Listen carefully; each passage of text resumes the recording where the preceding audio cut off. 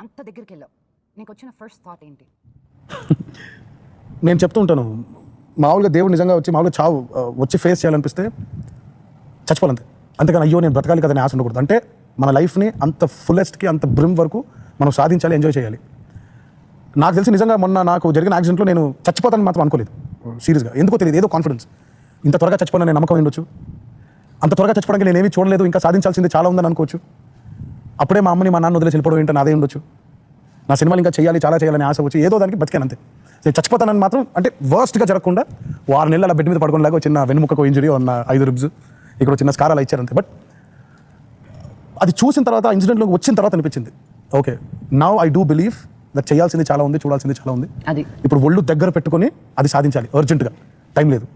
ఇప్పుడు మన జరిగిన యాక్సిడెంట్లోనే చనిపోయి ఉంటే ఐ వుడ్ హావ్ డైడ్. అంటే ఒక ఆశలు తీరని ఒక ఆత్మలా తిరుగుతుండేవాడిని.